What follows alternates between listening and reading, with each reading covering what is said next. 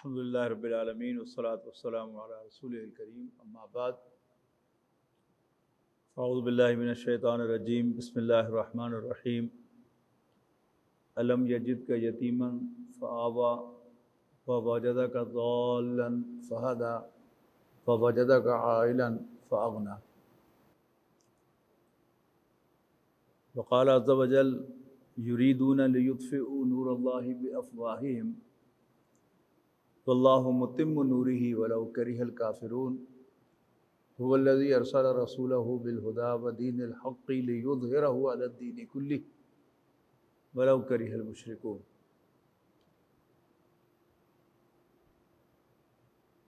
عزیزان من، آج ربیع الاول کی مناسبت سے قرآن مجید کا سلسلہ مؤخر کر کے سیرت النبی پر گفتگو ہوگی، اس لیے کہ طویل عرصہ پہلے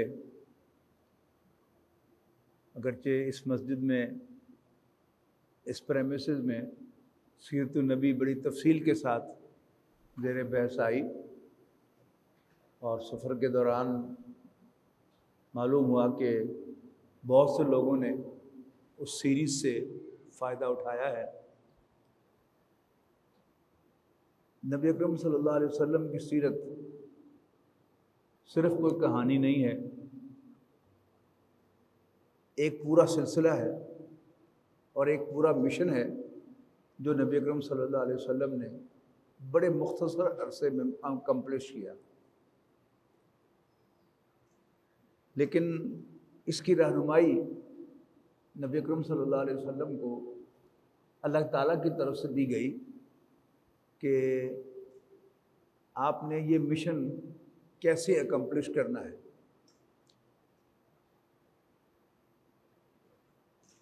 یہ تو ہم سب جانتے ہیں کہ نبی اکرم صلی اللہ علیہ وسلم اس دنیا میں ایک یتیم بچے کی حیثیت سے تشریف لائے۔ ویسے تو ہر معاملے میں ہر آن ہمیں معلوم ہونا چاہیے کہ یہ جو کچھ بھی ہو رہا ہے یہ ایکسیڈنٹلی نہیں ہو رہا، اللہ تعالیٰ کی پلاننگ کے تحت ہو رہا ہے۔ اس کو خاص طور پر جب ہم سیرت النبی کے فریم میں فٹ کرتے ہیں تو پھر ہم اس حقیقت کو یوں بیان نہیں کریں گے کہ نبی اکرم صلی اللہ علیہ وسلم کے والد کا انتقال تو آپ کی پیدائش سے پہلے ہو گیا، نہیں، ہم اس کو یوں کہیں گے کہ اللہ تعالیٰ نے پلان کیا کہ نبی اکرم صلی اللہ علیہ وسلم اس دنیا میں ایک یتیم بچے کی حیثیت سے تشریف لائیں، لہذا آپ کے والد گرامی کو آپ کی پیدائش سے پہلے بلا لیا۔ اسی طرح 6 سال کی عمر میں والدہ کا انتقال ہو گیا تو 8 سال کی عمر میں دادا کا انتقال ہو گیا۔ ان میں سے کوئی حادثہ نہیں تھا، اللہ تعالیٰ کا فیصلہ اور اس کی پلاننگ تھی۔ نبی اکرم صلی اللہ علیہ وسلم کی حیات طیبہ کے پہلے 40 سال جو عام طور پر زیر بحث نہیں آتے، ان کا بیان ان 3 آیات میں جو میں نے ابتدا میں تلاوت کی ہیں، اللہ تعالیٰ نے گویا دریا کو کوزے میں بند کر دیا۔ الم یجدک یتیما فآویٰ ووجدک ضالا فہدیٰ ووجدک عائلا فأغنیٰ، کہ اللہ نے آپ کو یتیم نہ پایا تو پروٹیکٹ کیا۔ جب ہم اس کا ترجمہ پناہ دی کرتے ہیں تو ہمارے ذہن میں اسائلم کا تصور آتا ہے، اور اسائلم عام طور پر کوئی بھاگا ہوا شخص لیتا ہے۔ پروٹیکشن ترجمہ کریں تو یہ ترجمہ شاید نبی اکرم صلی اللہ علیہ وسلم کے شایان شان ہوگا کہ اللہ تعالیٰ نے آپ کو پروٹیکٹ کیا، یعنی جیسے کوئی عام بچہ ہوتا ہے، انگریزی محاورے کے مطابق کوئی رولنگ بال نہیں تھے نبی اکرم صلی اللہ علیہ وسلم کہ جس کا کوئی ماس نہ ہو، جس کی کوئی اہمیت نہ ہو۔ رولنگ بال گیدرز نو ماس، لیکن اللہ تعالیٰ نے یہاں کیا کہ آپ کو دوسرے طریقوں سے پروٹیکشن کا انتظام کیا۔ پہلے دادا کے دل میں غیر معمولی محبت ڈالی، اور پھر ابو طالب کو خاندان کا سربراہ بنایا اور ابو طالب کے ذریعے سے نبی اکرم صلی اللہ علیہ وسلم کو پورے 10 سال پروٹیکٹ کیا، یعنی وحی کے آغاز سے پہلے اور پھر نبوت کے 10ویں سال تک۔ اس کی جو درمیانی عرصہ ہے اس میں ہم یہ دیکھتے ہیں کہ ابو طالب کا کوئی خاص کردار نہیں ہے، اس لیے کہ نبی اکرم صلی اللہ علیہ وسلم کو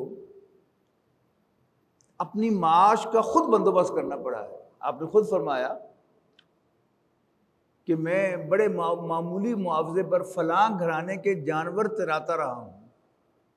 اب مکے میں جانور چرانا آپ سمجھتے ہیں کہ جہاں نارملی ٹیمپریچر 50 ڈگری اور اس سے اوپر جاتا ہے، وہاں جانور چرانا جو ہے وہ کھڑیاں والے میں جانور چرانے کے برابر نہیں ہے، یعنی ایک سخت ترین مشقت تھی جس میں سے آپ کو گزارا اللہ تعالیٰ نے۔ اور حضرت موسیٰ علیہ السلام سے بھی اللہ تعالیٰ نے یہ کام لیا۔ تو اس فطرت کا مشاہدہ یہ اللہ تعالیٰ اپنے خاص پیغمبروں کو کراتا رہا ہے، اپنے خاص بندوں کو کراتا رہا ہے۔ جیسے آپ غور کریں نا کہ اگر آپ واک کرتے ہیں تھریڈ مل پر تو آپ کی کوئی آبزرویشن نہیں ہے، بس آپ چلتے، آپ کی وہ ورزش تو پوری ہو رہی ہے، لیکن وہ جو سین بدل رہا ہے وہ آپ کہیں گھر سے باہر کریں گے اور زیادہ ہوگا، کسی باغیچے کے اندر جا کر کریں گے تو وہ جو پھولوں کی، پتیوں کی، درختوں کی تازگی ہے، اور ہر قدم پر ایک نیا سین ہے جو آپ کے سامنے ہوگا۔ جیسے یہی ٹیبل ہے، اگر آپ یہیں پر جو ہیں وہ آگے پیچھے ہو رہے ہیں تو بس ایک ہی ویو دیکھ رہے ہیں اس کا، اور اس ٹیبل کے گرد آپ چکر لگا رہے ہیں تو یہاں آپ کو ویو کچھ اور نظر آئے گا، یہاں کچھ اور نظر آئے گا، ادھر کچھ اور ہوگا، ادھر کچھ اور ہوگا۔ تو بھیڑ بکریاں چراتے ہوئے، جانور چراتے ہوئے کبھی آسمان پر نظر پڑتی ہے، کبھی زمین پر نظر پڑتی ہے، پہاڑی علاقہ ہے نا، ذہن میں رکھیے گا، اور پھر کبھی ادھر کا سین آپ دیکھ رہے ہیں اور کبھی ادھر کا سین آپ دیکھ رہے ہیں۔ تو یہ خاص تربیت تھی نبی اکرم صلی اللہ علیہ وسلم کی جو اللہ تعالیٰ نے کروائی۔ لیکن جہاں اس وقت جو پہلو میں آپ پر سامنے لانا چاہتا ہوں وہ ہے کہ نبی اکرم صلی اللہ علیہ وسلم کو انتہائی سخت مشقت میں سے اللہ تعالیٰ نے گزارا۔ کس چیز کے لیے مشقت؟ معاش کے لیے جدوجہد۔ اس کے بعد اللہ تعالیٰ نے نبی اکرم صلی اللہ علیہ وسلم کی یہ تنگ دستی دور کی، جس کا ذکر بعد میں آئے گا، لیکن ایک دفعہ اس تجربے میں سے گزارا۔ جب آپ بالغ ہوئے تو ابو طالب نے آپ کو تجارت کے پیشے سے وابستہ کیا۔ آپ تاجر نہیں تھے، یعنی سیرت نگاروں نے یہاں تھوڑی سی جلد بازی سے کام لیا ہے کہ آپ نے تجارت شروع کر دی۔ آپ کے پاس مال تو تھا نہیں، آپ تاجر نہیں تھے، آپ بزنس سیلز مین تھے، آج کی زبان میں، کہ لوگوں کا مال لے کے جاتے تھے۔ یہ مینشن کرتے ہیں کہ آپ لوگوں کو مال لے کے جاتے تھے، لیکن آپ کو تاجر کا ٹائٹل دیتے ہیں، اس سے پھر انسان کو وہ بات پوری سمجھ میں نہیں آتی۔ لوگوں کو مال لے کے جاتے تھے یعنی آپ بزنس سیلز مین تھے۔ اسی اثناء میں نبی اکرم صلی اللہ علیہ وسلم نے ایک ریپیوٹ کمائی۔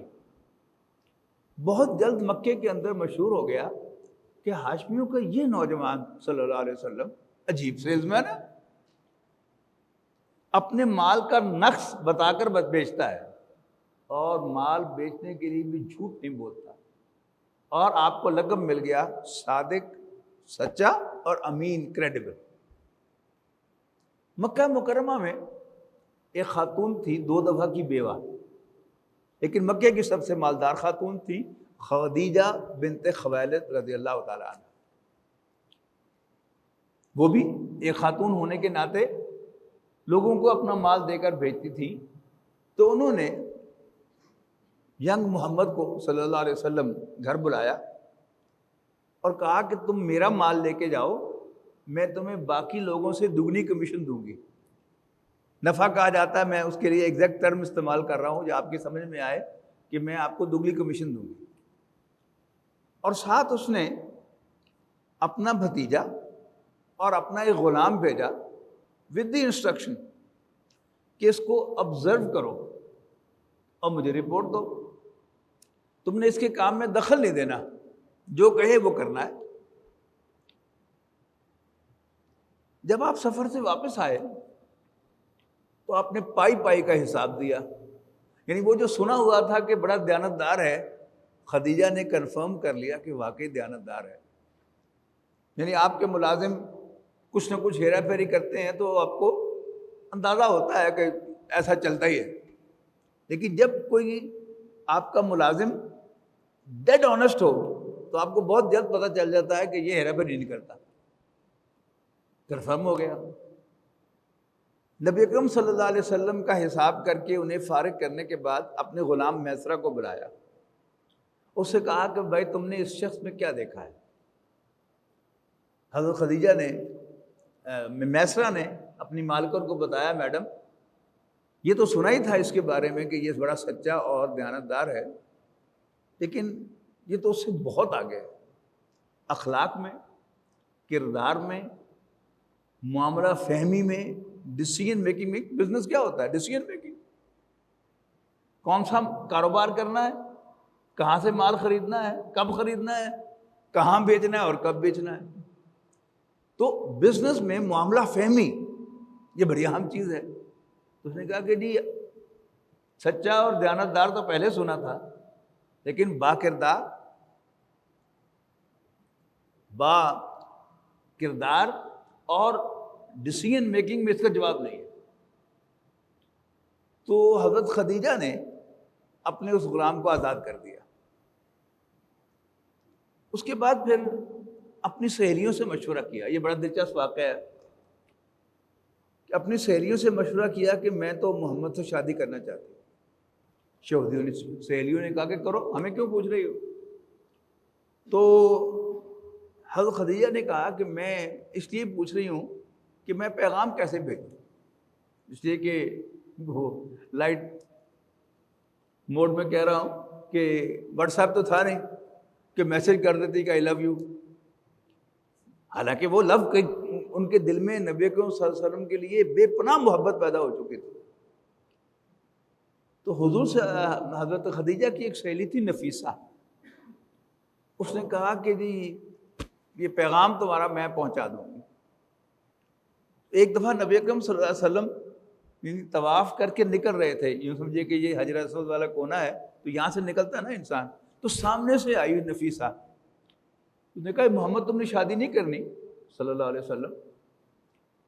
تو آپ نے فرمایا کہ میں غریب آدمی ہوں، مجھ سے شادی کون عورت کرے گی؟ اور یہ ذہن میں رکھیے گا، آپ کے ذہن میں یہ خیال کیسے آیا کہ ایک نوجوان، ایک بچہ جو فلرٹنگ نہیں کرتا، عورتوں میں دلچسپی نہیں رکھتا، ادھر ادھر نہیں دھیانتا، جب وہ بڑا ہوگا تو اس کو شادی کا خیال آئے گا تو پروپوزلز کون سی آئیں گی؟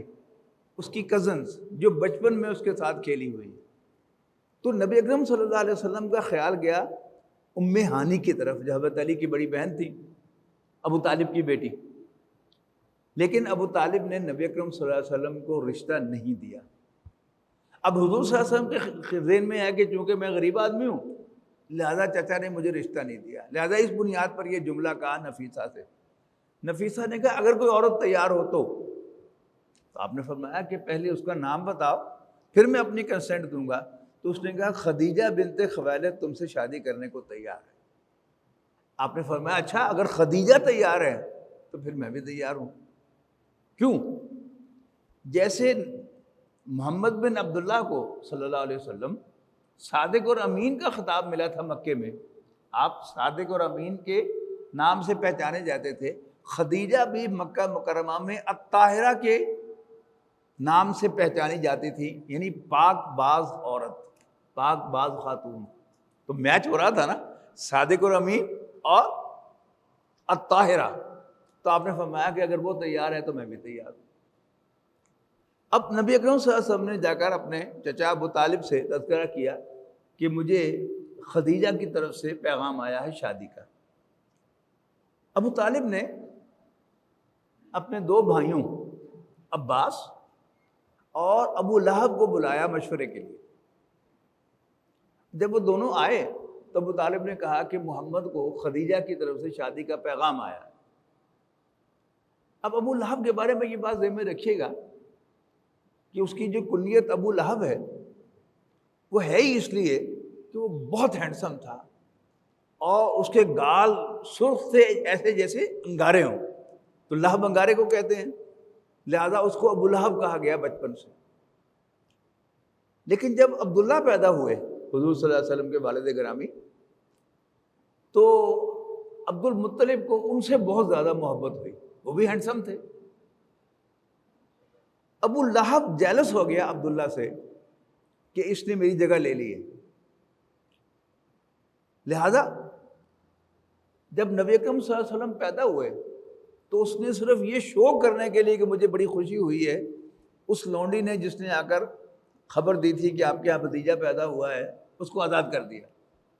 لیکن اول روز سے ابو لہب نہ صرف نبی اکرم صلی اللہ علیہ وسلم کے والد سے بلکہ خود ینگ محمد سے بھی بہت زیادہ نفرت کرتا تھا اور دشمن تھا۔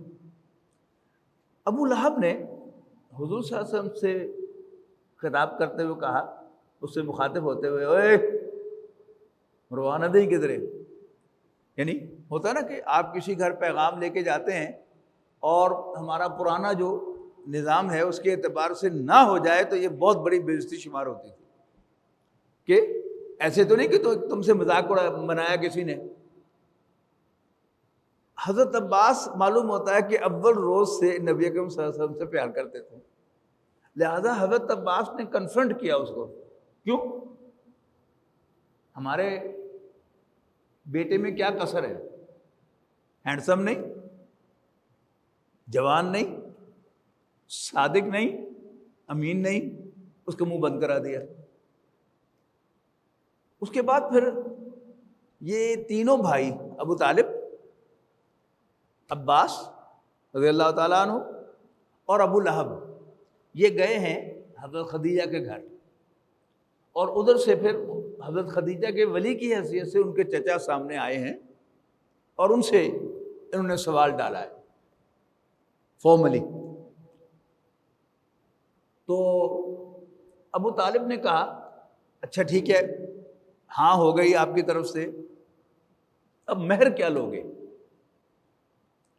تو جب اس سوال کا جواب دینے لگا حضرت خدیجہ کا چچا تو اس کی زبان اکھلا گئی، بس وہ کہہ نہیں سکا۔ تو ابو طالب نے کہا ہاں وی انڈرسٹینڈ کہ تم ہینڈسم اماؤنٹ چاہتے ہو، فکر نہ کرو۔ حضرت عباس نے کہا کہ تم بولو کیا مانگتے ہو، کیونکہ وہ ساہوکار تھے نا، لوگوں کو قرض دیتے تھے اور سود وصول کرتے تھے۔ تم بتاؤ کیا مانگتے ہو، مجھے خواہ گھوڑے پر سوار ہو کر گاؤں گاؤں جانا پڑا، میں جاؤں گا اور تمہاری ڈیمانڈ پوری کروں گا۔ یہ میں یعنی آپ کو ثبوت دے رہا ہوں کہ حضرت عباس اول روز سے نبی کریم صلی اللہ علیہ وسلم سے پیار کرتے تھے۔ لیکن پیچھے سے حضرت خدیجہ بولی کہ یہ مہر میں ادا کروں گی۔ یہاں پھر بکواس کی ابو لہب نے کہ لو جی نویں سنو، ہن عورتاں مہر دیندیاں جے۔ اس پر پھر حضرت عباس نے اس کو کنفرنٹ کیا کہ اس کو پنجابی میں کہوں تو زیادہ سمجھ میں آئے گا کہ منڈا کمدا ہوئے تو عورت ہر قیمت تے انہوں حاصل کر دی، اور تیرے وگر نکھٹو ہوئے تو کو پائی پائی وصول بھی کر دی۔ چپ کر گیا۔ اس کے بعد جب ڈیٹ طے ہو گئی نکاح کی، اب 5 آدمی گئے ہیں نکاح کے لیے، کیا خوبصورت نکاح ہے۔ ابو طالب، ابو لہب، حضرت عباس، آپ کی پھوپھی حضرت صفیہ رضی اللہ تعالیٰ جن کا غزوہ خندق میں ذکر آتا ہے، اور نبی اکرم صلی اللہ علیہ وسلم۔ فارملی نکاح ہو گیا، اور عربوں کے ہاں نکاح بڑا دلچسپ ہوتا ہے، دیکھنے کے لائق ہے وہ، کہ جو عورت کا ولی ہے وہ اور دولہا وہ دونوں ہاتھ ملاتے ہیں، اور ہاتھ ملاتے ہیں وہ کہتا ہے کہ میں نے اپنی بیٹی فلاں تم سے نکاح دی، اور اگر وہ مرد کہہ دے قبل تو میں نے قبول کر لیا تو بس نکاح ہو گیا۔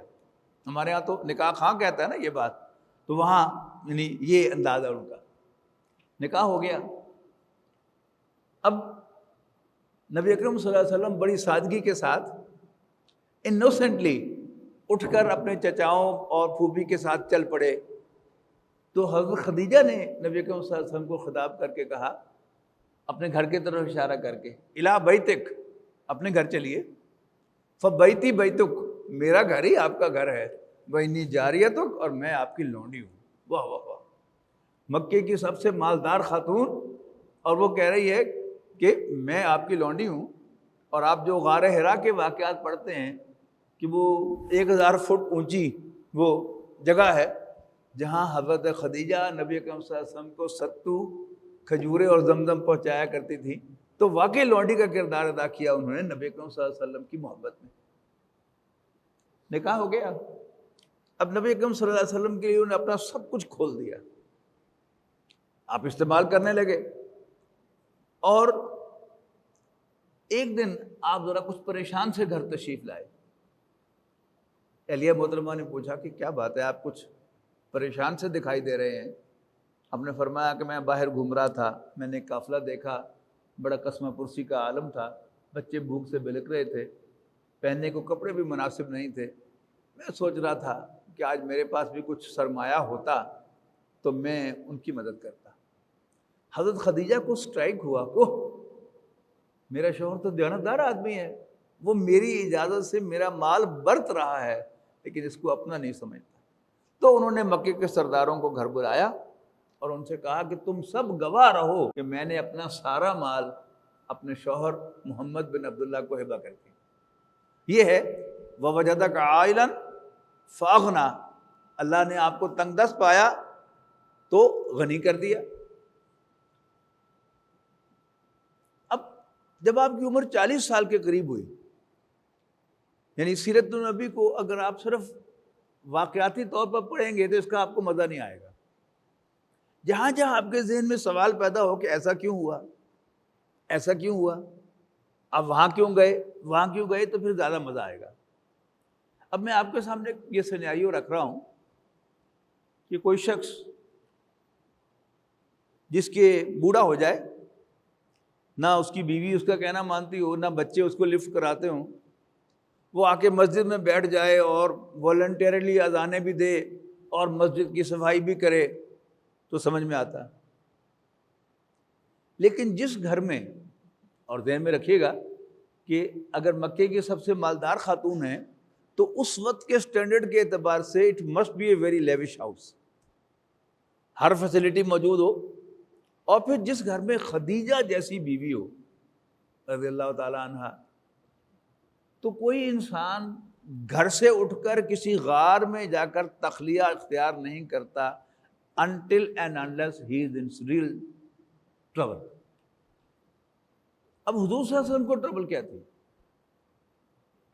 یعنی یہ جو فرمایا وَوَجَدَكَ ضَالًّا فَہَدَىٰ، اللہ نے آپ کو ضال پایا۔ یہ ضال جو ہے یہ ضالین کا واحد ہے۔ یہ دو الفاظ ہیں، ضال اور مہتدی۔ کوئی شخص جو ہے وہ کہیں جانا چاہتا ہے، یعنی اور وہ راستے میں بھٹک جاتا ہے، کبھی دائیں کبھی بائیں، کنفیوز ہو جاتا ہے۔ جب تک اس کو صحیح راستہ معلوم نہ ہو کہ اب میں نے کہاں جانا ہے، کہاں سے مڑنا ہے، پھر کہاں جا کے میں نے بریک لگانی ہے، اس وقت تک اسے ضال کہیں گے۔ اور جب اس کو وہ راستہ مل جائے گا تو اس کو مہتدی کہیں گے، راہ پا لینے والا، ہدایت سے مہتدی۔ تو نبی اکرم صلی اللہ علیہ وسلم کو ضال کیوں کہا؟ جبکہ نبی اکرم صلی اللہ علیہ وسلم کا بدترین دشمن بھی نبی اکرم صلی اللہ علیہ وسلم پر یہ انگلی نہیں اٹھا سکا کہ فلاں موقع پر محمد نے بھی تو صلی اللہ علیہ وسلم کسی بت کو سجدہ کیا تھا، اور نہ یہ الزام لگا سکتا ہے کہ انہوں نے کبھی بے حیائی کا ارتکاب، تو بہت دور کی بات ہے، کبھی بے حیائی کی بات، ولگر بات زبان پر بھی لائی۔ بلکہ دلچسپ بات ہے کہ جوانی کے دور میں 2 مرتبہ نبی اکرم صلی اللہ علیہ وسلم لڑکوں کے ساتھ کسی میلے میں شرکت کے لیے چلے گئے۔ ظاہر ہے کوئی گاڑیاں تو نہیں تھی کہ وہ موٹر وے پہ سوار ہو کر پہنچ جاتے وہاں، پیدل جانا تھا۔ راستے میں کہیں پڑاؤ ڈالا، کھانا وانا کھایا، اور نبی کو صلی اللہ علیہ وسلم کی وہیں آنکھ لگ گئی، اور باقی لڑکے جو ہے وہ اٹھ کے چلے گئے۔ یعنی جب کوئی فیملی سفر کر رہی ہوتی ہے تو وہ چلتے ہوئے بندے گنتی ہے کہ سارے بچے، ہاں بھائی فلانا کہاں ہے، فلاں کہاں ہے، فلاں کہاں ہے۔ اب نوجوانوں نے ایک دوسرے کی کیا پرواہ کی، آپ کی آنکھ لگ گئی تھی، آپ وہیں سوئے رہ گئے۔ لہذا اللہ تعالیٰ نے آپ کو اس میلے میں جانے سے بھی بچایا کہ کوئی انگلی یہ نہ اٹھا سکے کہ فلاں میلے میں، اور میلے میں آپ کو پتہ ہے یہ سرکس ہوتے ہیں یا عرسوں کے اندر جو میلے لگے ہوئے ہوتے ہیں، ان پہ پھٹوں کے اوپر وہ لڑکیاں ڈانس کر رہی ہوتی ہیں، اور کوئی شریف آدمی جو ہے وہاں پر جانا گوارا نہیں کر سکتا۔ تو اللہ تعالیٰ نے ان کو بچایا، نبی اکرم صلی اللہ علیہ وسلم کو، کہ آپ ایسے ولگر مقامات پر بھی کبھی جائیں۔ لہذا ہمارے ذہن میں جو دوال کا تصور ہے گمراہ بھٹکا ہوا، وہ تو نبی اکرم صلی اللہ علیہ وسلم ایک دن کے لیے بھی نہیں ہوئے۔ لیکن یہ لفظ کیوں استعمال کیا اللہ تعالیٰ نے؟ یعنی اللہ تعالیٰ کے ساتھ تعلق، اخلاق اور کردار، اس میں نبی اکرم صلی اللہ علیہ وسلم وحی سے پہلے بھی گائیڈڈ تھے، مہتدی تھے۔ لیکن اگر آپ ایک اور پہلو سے جائزہ لیں تو نظر آ جائے گا آپ کو کہ آپ واقعی راہ ڈھونڈ رہے تھے، لیکن آپ کو راہ مل نہیں رہی تھی۔ وہ تھی انسانی خدمت۔ نبی کریم صلی اللہ علیہ وسلم کا بچپن، یعنی یوں سمجھیے کہ 9-10 سال سے لے کر ٹین ایج 17-18 سال تک آپ وہ بھیڑ بکریاں چرا رہے تھے، لیکن آپ کے اندر انسانی خدمت کا جذبہ تھا۔ تو آپ نے 2 ایسے کام اختیار کیے جن میں پیسہ نہیں لگتا۔ آپ پڑھتے ہیں سیرت کی کتابوں میں، یتیموں کی سرپرستی اور بیواؤں کی خبر گیری۔ یتیم کی اصل ضرورت پیسہ نہیں ہوتا، یتیم کی اصل ضرورت یہ ہوتی ہے کہ کوئی اسے ایسے گلے لگائے، ایسے اس کا منہ چومے کہ اگر اس کا والد زندہ ہوتا تو وہ اس طرح اسے پیار کرتا۔ میں بھولتا نہیں واقعہ کہ میری ایک پیشنٹ، مڈل ایج کی خاتون، اس کی بچی بھی جوان ہو گئی تھی، اس دن مجھے وہ کہہ رہی تھی کہ جی بیٹی کا رشتہ آیا ہوا ہے، ڈاکٹر صاحب دعا کریں کہ اللہ خیر کرے۔ اور ایک شیخ کھاتے پیتے گھرانے سے تعلق تھا، کچھ عرصہ وہ گھرانہ جو ہے وہ ہماری گلی میں بھی رہا۔ تو میں نہیں سمجھتا کہ وہ کبھی بھوکی سوئی ہوگی، لیکن جب میں نے اس نے مجھ سے پوچھا کہ ڈاکٹر صاحب میں دانتوں کا خیال بھی رکھتی ہوں، آپ کو دکھاتی بھی رہتی ہوں، جو بھی ٹریٹمنٹ ریکوائرڈ ہوتا ہے وہ بھی کرواتی ہوں، میرے دانت اتنے خراب کیوں ہیں؟ تو ہماری ایک یعنی ڈاکٹرز کی ایک روٹین ہوتی ہے کہ ہم پہلے ہسٹری لیتے ہیں، پھر فیملی ہسٹری بھی لیتے ہیں۔ تو میں نے اس سے کہا، میں نے کہا جی آپ کے والدین کے دانت کیسے تھے، یہ کہیں آپ کو ہیریڈیٹری میں تو نہیں ملا؟ تو بلیو می، یعنی مڈل ایج کی خاتون کھاتے پیتے گھرانے کی زاروں قطار ہونے لگی میری ڈینٹل چیئر پر بیٹھے ہوئے کہ ڈاکٹر صاحب مجھے تو اپنے والدین یاد ہی نہیں۔ میں نے اس کیا نا کہ وہ آئی ڈونٹ تھنک کہ وہ کبھی بھوکی سوئی ہوگی، لیکن ابھی تک اس کے دل میں وہ کمی جو ہے کہ میرے والدین مجھے یاد نہیں۔ تو یتیم کی اصل ضرورت اسے گلے لگانا، اسے پیار کرنا ہے۔ اور آج کی بیوہ کا خیال نہ کیجیے، آج سے 1500 سال پہلے کی بیوہ کا تصور کیجیے کہ جس کے پاس نہ ٹیلی فون ہے، نہ کریڈٹ کارڈ ہے۔ اگر کوئی نوجوان محلے کا، گاؤں کا، دوسرے چوتھے روز جا کے پوچھتا رہے اماں جی کو کم ہوئے تو دسو، ہے نا خدمت، اس میں پیسہ نہیں لگتا۔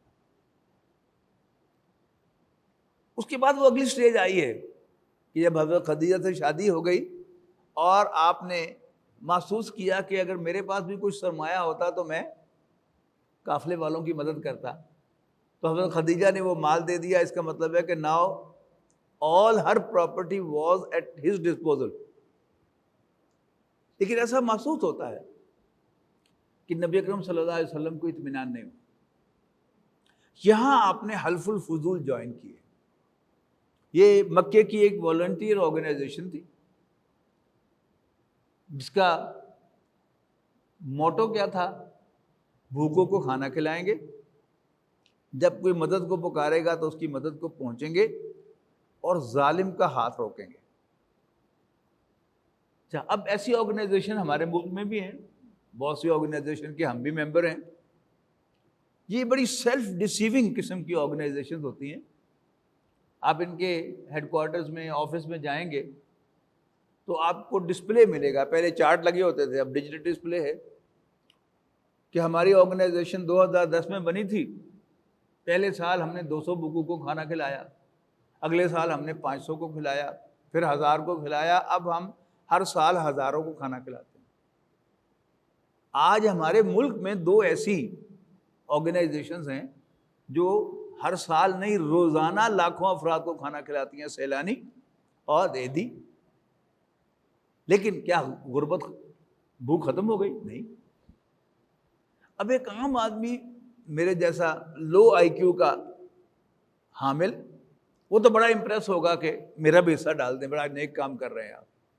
لیکن ذہین آدمی پریشان ہو جائے گا۔ اور یاد رکھیے گا کہ نبی اکرم صلی اللہ علیہ وسلم نوع انسانی کے ذہین ترین فرد ہیں۔ آر دے اچیونگ اور لوزنگ؟ کہ اچھا پہلے سال ان کے ہاں بھوکے 200 تھے، پھر 500 ہو گئے، ہزاروں بھوکے ہو گئے، یہ تو الٹا لوز کر رہے ہیں۔ پھر ایک غلط فہمی ہوتی ہے کہ اگر 2-4 ظالم مار دیے جائیں تو ظلم ختم ہو جائے گا۔ نہیں، آپ کو یاد ہوگا کہ جب ایران میں خمینی صاحب برسر اقتدار آئے تھے، میں نے بہت سے لوگوں کی زبان سے سنا کہ ایک خمینی پاکستان بھی آ جاوے نا تو 2-4 گاٹے لا دے تو پاکستان بھی امن ہو جائے۔ نو، جیسے بھوکوں کو کھانا کھلانے سے بھوک ختم نہیں ہوتی، ایسے ہی ظالموں کو مارنے سے کبھی ظلم ختم نہیں ہوتا۔ ٹھیک ہے جی؟ اب چونکہ نبی صلی اللہ علیہ وسلم ذہین ترین فرد تھے، لہذا آپ ان 3 اٹیمپٹس کے بعد، درمیان میں چھوٹے موٹے کوئی اور اٹیمپٹس بھی کیے ہوں گے، لیکن ایوری ٹائم ہی فیلٹ اسٹک، ضال، راستہ نہیں مل رہا۔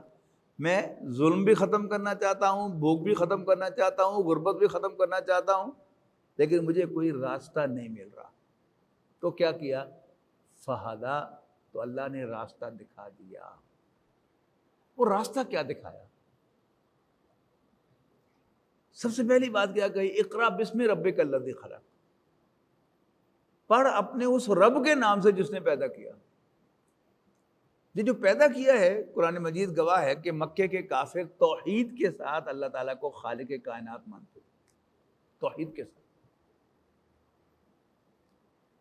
اور سورہ یونس کی آیت نمبر 31 میں تو فرمایا کہ ان سے پوچھو بھلا تمہیں آسمان اور زمین سے رزق کون دیتا ہے، اور کس کے کنٹرول میں ہے تمہارے کان اور تمہاری آنکھیں، اور کون زندہ کو مردہ سے اور مردہ کو زندہ سے پیدا کرتا ہے، اور کون کاموں کی تدبیر کرتا ہے، پلاننگ کرتا ہے۔ سیقولون اللہ، تو یہ کہیں گے اللہ، باقی رہ کیا گیا؟ وہاں تعارف کو آیا گیا۔ پھر ان سے پوچھو اس سے ڈرتے کیوں نہیں ہو؟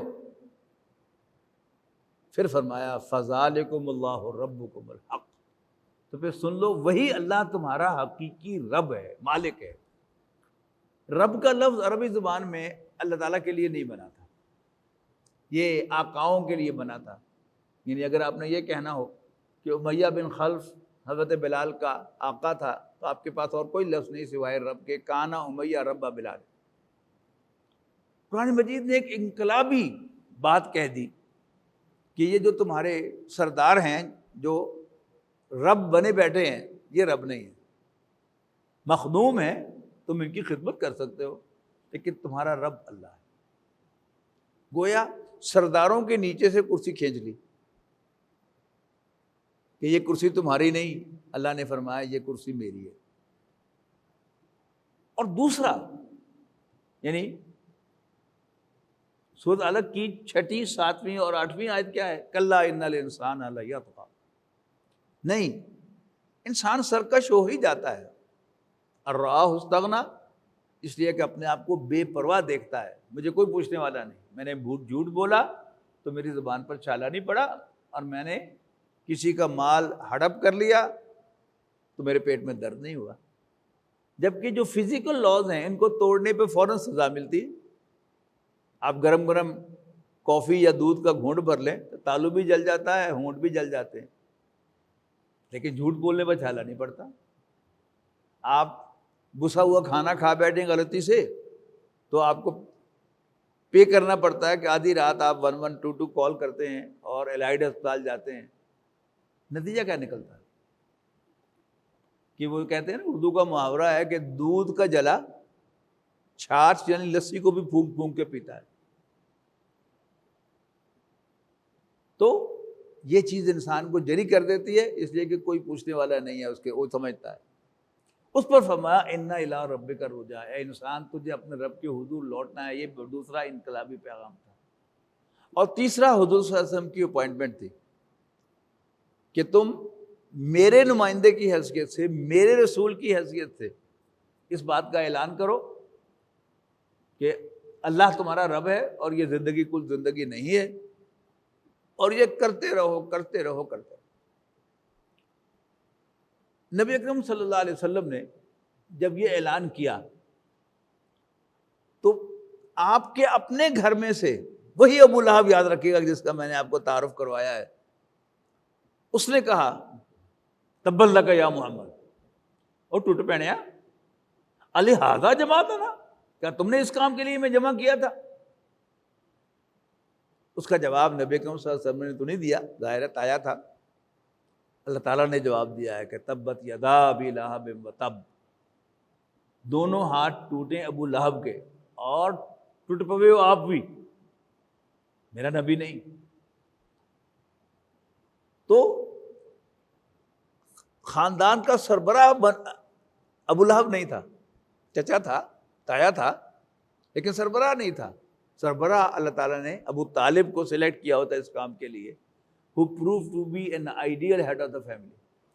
اب یہ head of the family بھی ہم وہ لوگ، ہم میں سے جو شہر میں پیدا ہوئے پلے بڑے، they have no idea کہ فیملی کیا ہوتی ہے. ہاں، آپ میں سے جن حضرات کا تعلق دیہات کے ساتھ ہے وہ سمجھتے ہیں کہ فیملی کیا چیز ہے.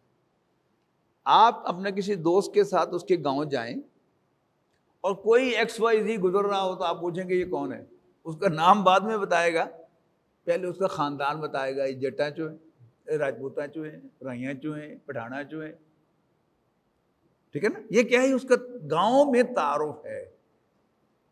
تو وہ قبائلی معاشرہ تھا مکہ، اور اصل تعارف کیا تھا کہ محمد ہاشمی ہے، اور بنو ہاشم کا سربراہ کون ہے؟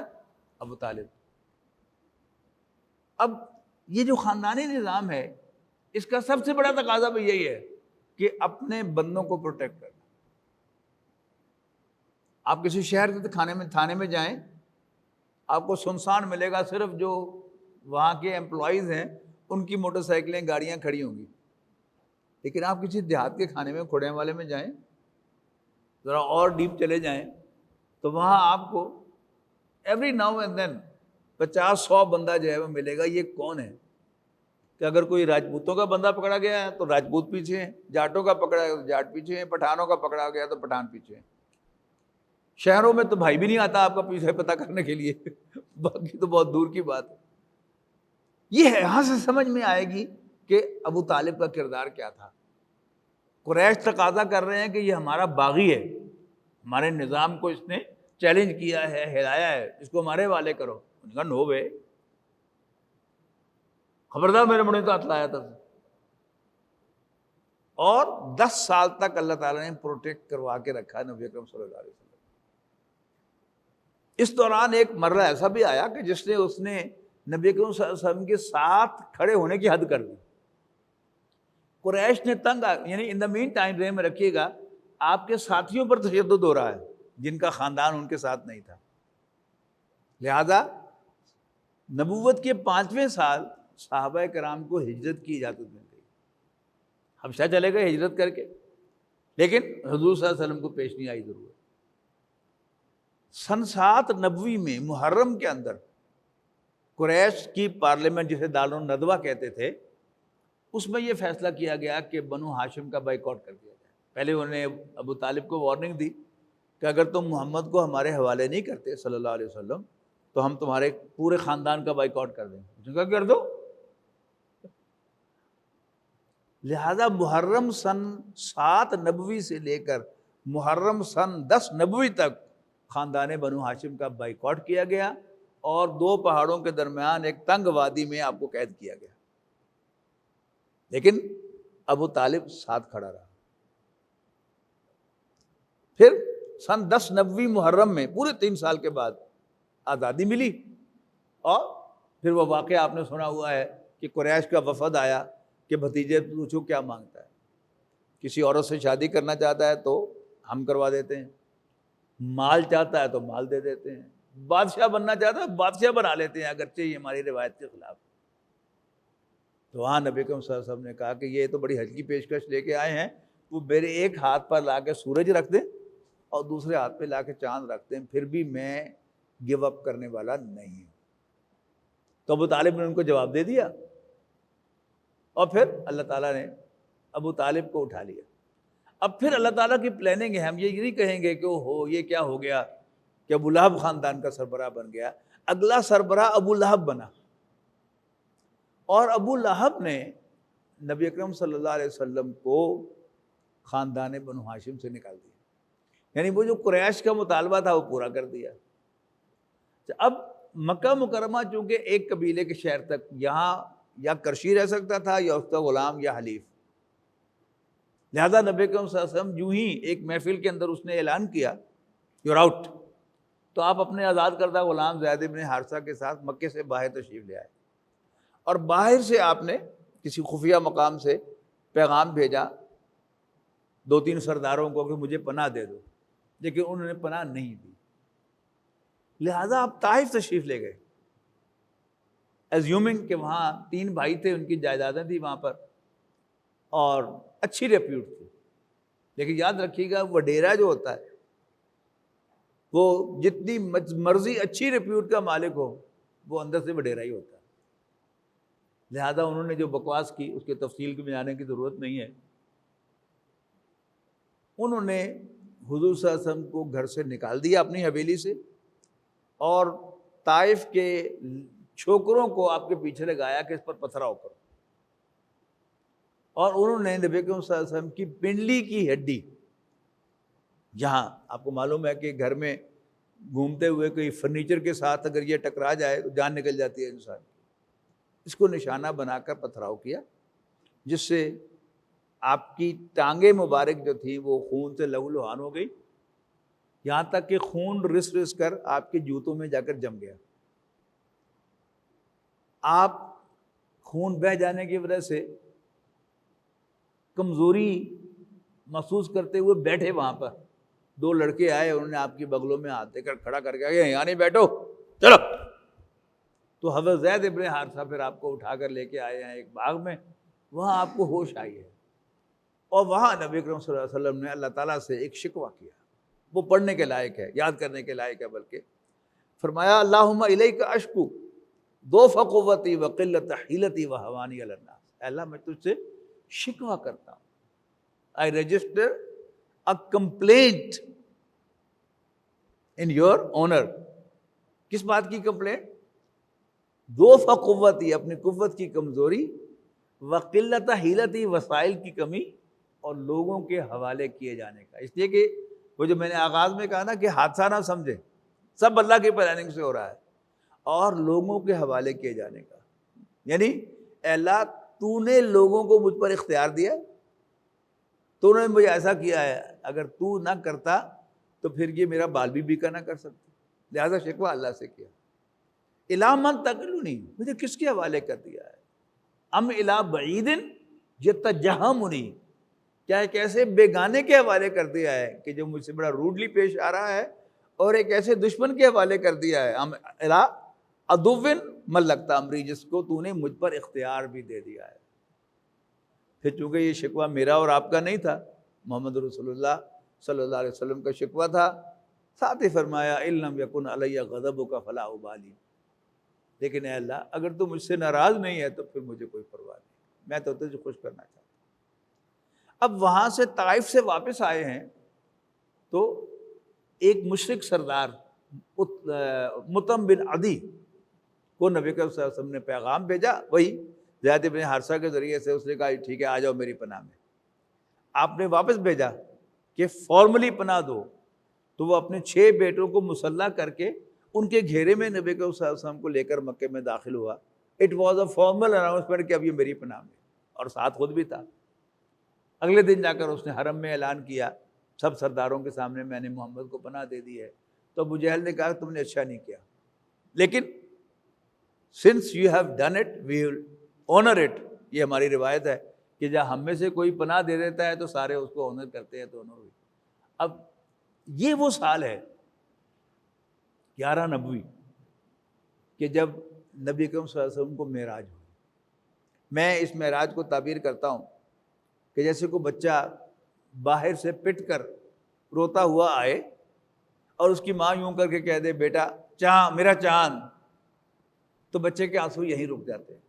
کیونکہ رسول اللہ صلی اللہ علیہ وسلم کے آنسو نکلے, آپ کی زبان مبارک پر شکوہ آیا, تو اللہ تعالیٰ نے آپ کو بلایا آپ کو کنسول کرنے کے لیے, تھپکی دینے کے لیے.